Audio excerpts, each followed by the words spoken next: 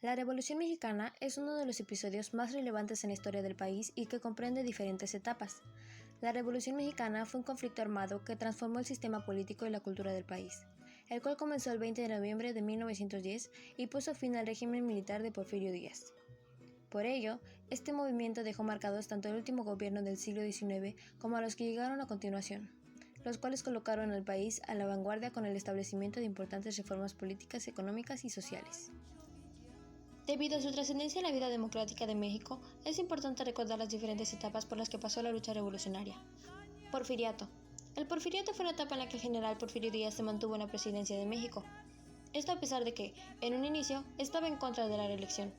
Posteriormente, él mismo se reeligió varias veces e impulsó un gobierno autoritario que no soportaba la crítica o el cuestionamiento.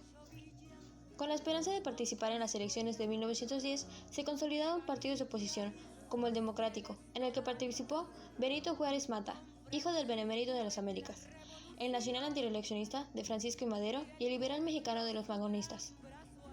Sin embargo, Díaz se postuló de nuevo a la presidencia, encarceló a Madero y ganó.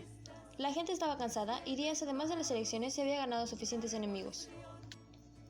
Dicha dictadura, aunada a la desigualdad social, nula libertad de expresión y otros factores, ocasionó que se desataran revueltas armadas en su contra y que, después, culminara con el estallido de la Revolución Mexicana. Cabe señalar que esta etapa duró 35 años. La Revolución Maderista. En los primeros meses de 1910 dio comienzo la lucha política por alcanzar la presidencia de la República. Desde enero, Madero emprendió una gira proselitista a lo largo de todo el país. El 15 de abril, Francisco I. Madero y Francisco Vázquez Gómez fueron elegidos por la Convención Antireeleccionista para contender por las candidaturas a presidente y vicepresidente de la República, respectivamente. Y el 17 del mismo mes, ambos aceptaron la candidatura.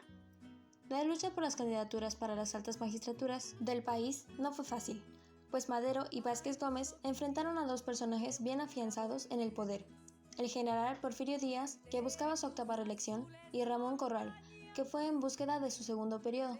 Sin embargo, en Monterrey, Madero fue apresado bajo los cargos de encubridor y de ser promotor de una rebelión, así como por ultrajar a las autoridades locales, por lo que llevaron a Madero a la cárcel local y posteriormente lo trasladaron a la penitenciaría de San Luis Potosí. Con lo anterior, quedó invalidada legalmente su candidatura. En la penitenciaría, Madero recibió los resultados de los comicios primarios para elegir candidatos a presidente y vicepresidente de la nación, resultando electos Porfirio Díaz y Ramón Corral. Con el derrotero marcado por el Plan de San Luis Potosí, inició la revolución, que pretendía dar un golpe de timón a la clase gobernante que tenía poco más de 30 años en el poder y que se negaba a transformarse. Bajo lo anterior, iniciaron los preparativos para el levantamiento armado. Desde el vecino país del norte se comenzaron a enviar pertrechos de guerra, parque y dinero. Empezaron a ir y venir agentes del movimiento para intercambiar y cuadrar informaciones. El gobierno de Francisco I. Madero. La Revolución Mexicana, como muchas otras antes y después, comenzó con una fase reformista. Madero estaba interesado en una reforma política que mantuviese intacta la estructura económica y social. Esto dejó en el aire los sueños y aspiraciones de muchos otros revolucionarios que vieron en la expulsión del poder de Díaz como el comienzo de un nuevo sistema que ayudaría a todos los mexicanos. Esa desilusión condujo a revueltas. De hecho, durante su corta presidencia, Madero y su ejército, bajo el mando de Victoriano Huerta, tuvo que sofocar no menos de 5 revueltas diferentes. El primero en declararse en contra de Madero fue Emiliano Zapata, con su Plan de Ayala en noviembre de 1911. El movimiento echó raíces y muy pronto muchos estados del sur se declararon en rebelión. Ese levantamiento nunca fue sofocado realmente, hasta mucho más tarde. La Revolución Constitucionalista.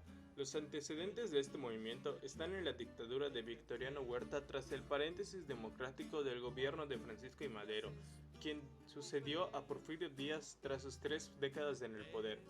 El líder del movimiento fue Venustiano Carranza, a quien acompañaron Álvaro Obregón, Emiliano Zapata y Francisco Villa, entre otros.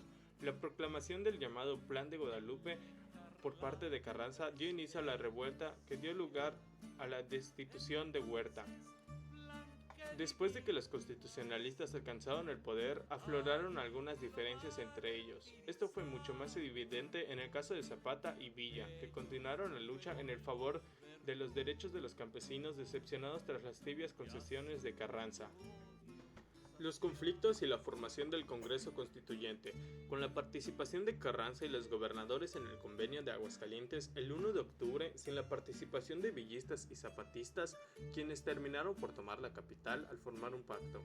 Más adelante, la guerra comenzó de nueva cuenta en México, siendo hasta 1916 cuando Carranza logró recuperar la capital y posteriormente el control del país. Por lo tanto, una vez finalizada la guerra entre revolucionarios, en 1917 Victoriano Carranza convocó a un Congreso Constituyente del cual salió la promulgación de la Constitución de 1917. Y además, poco después, fue electo como presidente de México.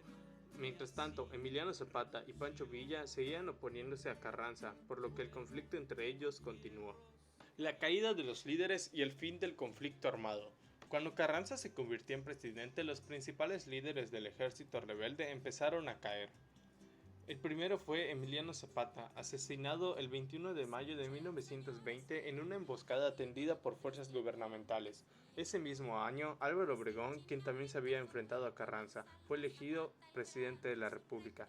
No obstante, las oleadas de violencia siguieron azotando el país hasta la elección de Lázaro Cárdenas en los años 30. Francisco Villa sufrió el mismo destino que Zapata, siendo asesinado el 20 de julio de 1923. Una vez caídos los principales líderes revolucionarios, los siguientes conflictos fueron de índole ideológicos. Así, por ejemplo, Plutarco Elías Calles tuvo que afrontar rebeliones alentadas por la Iglesia. Para muchos, 1917 fue un año en el que oficialmente terminó la Revolución Mexicana, esto tras la promulgación de la nueva Constitución. Sin embargo, hay quienes piensan que no fue hasta 1923 cuando el último de los líderes revolucionarios fue asesinado. Consecuencias sociales y en nuestra vida cotidiana.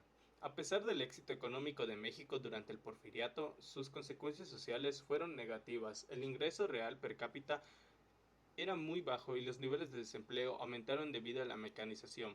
El capital estaba muy concentrado en pocas manos, especialmente inversores locales y extranjeros. Por otro lado, la tenencia de las tierras se privatizó, llevando a una mayor concentración de la propiedad de la tierra. Esto incrementó el número de población rural sin tierra. Las familias ricas conservaban la mayor parte de los terrenos productivos. Ya la mitad de mexicanos rurales trabajaban para ellos. La mayor parte de la población siguió siendo predominante, pobre y rural. La división de las clases se profundizó con el surgimiento de la clase media. En las ciudades se amplió la brecha entre México urbano y rural. Un punto importante a mencionar es el socialismo en Yucatán, con Salvador Alvarado y Felipe Carrillo Puerto, ya que la reforma social de Alvarado sirvió como base al socialismo en el estado de Yucatán. En 1922, Felipe Carrillo Puerto inició su carrera como gobernador. Carrillo Puerto dio mayor prioridad al cumplimiento de la reforma agraria, a las mejoras de las condiciones de vida del pueblo indígena y a través de su política. Además, Carrillo Puerto intentó establecer un régimen socialista en el estado. Al analizar las reformas de Alvarado y Carrillo Puerto, podemos entender la revolución social en el estado de Yucatán. La Revolución Mexicana no fue una reforma socialista, pues en él Yucatán tuvo otro significado por las políticas de Alvarado y Carrillo Puerto. Joseph llama el proceso de las reformas como la fábrica de revolución social.